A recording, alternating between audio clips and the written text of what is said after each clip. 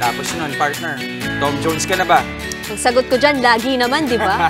Parang wala namang weekend na hindi tayo nagugutom no? Pero tara na't makisaya sa Food and Arts Festival sa Maginhawa. Dahil ito ang unang pagbabalik ng festival matapos ang pandemya. Live mula sa Quezon City, ipapasyal tayo ni Justin Punsalang. O Justin, marami na bang namamasyal dyan? Nako, Nikki, siguradong mabubusog ang mga magpupunta dito sa Maginhawa, Quezon City dahil ngayon nga nagbalik yung kanilang Art and Food Festival. At bukod sa mga pagkain, may mga pakulurin at pwede na rin isabay ang pamimili ng mga pamasko. Korean at Arabic dishes, samut-saring dessert at iba't ibang inumin. Ilan lang yan sa mga pwedeng mabili sa Maginhawa Street sa Quezon City ngayong araw. Level up ang choices ng mga nagpo-food trip dahil higit 100 stall ang nakilahok sa Maginhawa Food and Art Festival. Masarap nga yung binibili ng mga shawarma tapos marami pa iba't ibang pagkain dito sa Maginhawa. Masaya, may hinihintay rin kami mga banda na tutugtog rin.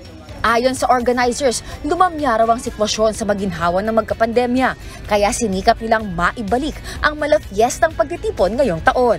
Why we created the Maginhawa Food Community and why we urge the LGU to make a comeback for this festival is to bring back the vibrancy of Maginhawa.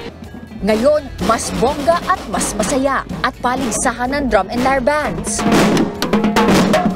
Bukod sa entertainment, hitik din sa non-food stalls ang Maginhawa Street. May mga nagbebenta ng libro at kung ano-ano pa.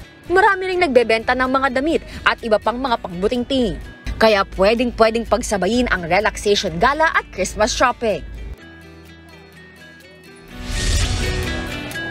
Nikki, mamaya meron ding drag show at concert dito sa Maginhawa Street.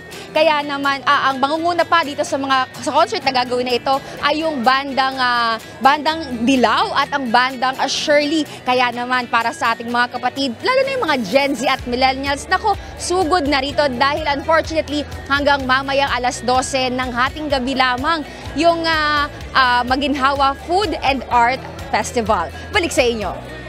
Ano ba yan? Last day naman na pala. Pero maraming salamat, Justin Punsalang. May oras pa! Mga kapatid, Nikki de Guzman po. Iba na ang may alam at may pakialam sa panahon ngayon. Para sa tuloy-tuloy na balitaan sa Frontline kahit weekend, mag-follow at mag-subscribe sa social media pages ng News 5.